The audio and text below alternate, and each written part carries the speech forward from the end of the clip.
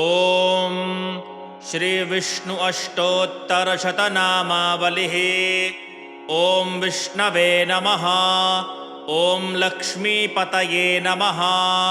ॐ कृष्णाय नमः। ॐ वैकुण्ठाय नमः।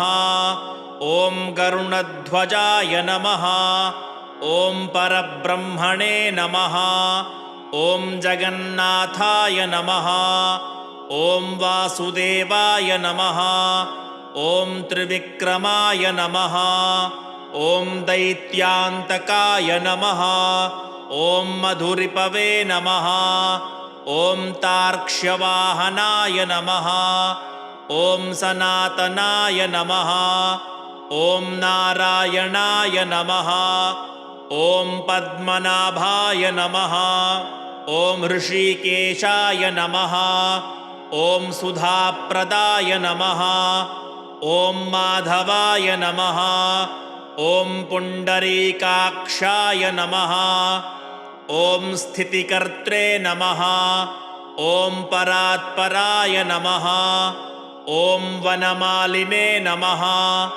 ॐ यज्ञरूपाय नमः। ॐ चक्रपाणये नमः। ॐ गदाधराय नमः। ॐ उपेन्द्राय नमः।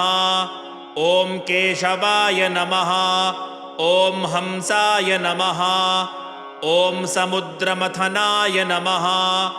ॐ हरये नमः। ॐ गोविन्दाय नमः। ॐ ब्रह्मजनकाय नमः। ॐ कैटभासुरमर्दनाय नमः। ॐ श्रीधराय नमः। ॐ कामजनकाय नमः।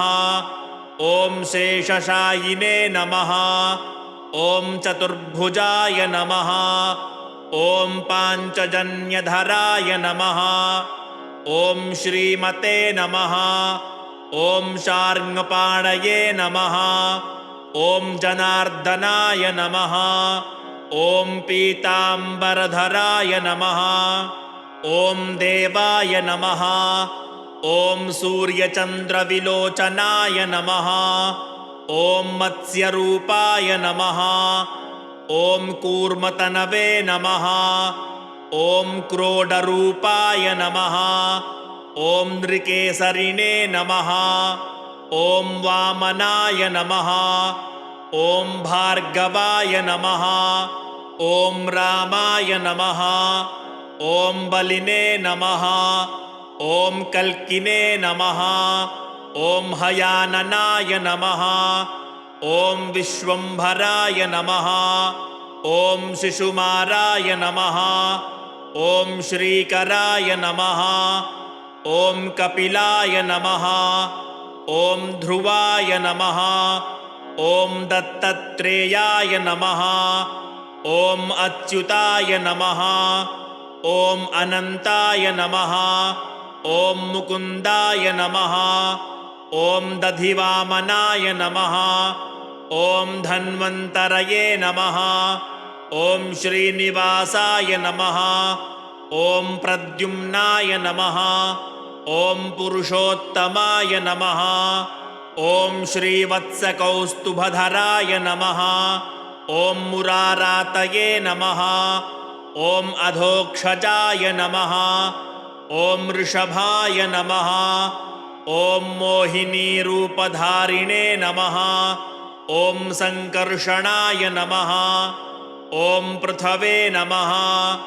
ॐ क्षीराब्धिशायिने नमः। ॐ भूतात्मने नमः। ॐ अनिरुद्धाय नमः। ॐ भक्तवत्सलाय नमः। ॐ नराय नमः। ॐ गजेन्द्रवरदाय नमः। ॐ त्रिधाम्ने नमः। ॐ भूतभावनाय नमः। ॐ श्वेतद्वीपसुवास्तव्याय नमः। ॐ सनकादिमुनिध्येयाय नमः। ॐ भगवते नमः। ॐ शङ्करप्रियाय नमः। ॐ नीलकान्ताय नमः।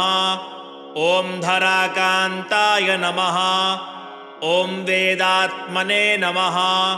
ॐ बादरायणाय नमः ॐ भागीरथी जन्मभूमिपादपद्माय नमः ॐ सतां प्रभवे नमः ॐ स्वभुवे नमः ॐ विभवे नमः ॐ घनश्यामाय नमः ॐ जगत्कारणाय नमः ॐ अव्ययाय नमः ॐ बुद्धावताराय नमः ॐ शान्तात्मने नमः ॐ लीलामानुषविग्रहाय नमः ॐ दामोदराय नमः ॐ विराड्रूपाय नमः ॐ भूतभव्यभवत्प्रभवे नमः ॐ आदिदेवाय नमः ॐ देवदेवाय नमः ॐ प्रह्लादपरिपालकाय नमः ॐ श्रीमहाविष्णवे नमः इति श्रीविष्णु अष्टोत्तरशतनामावलिः सम्पूर्णा।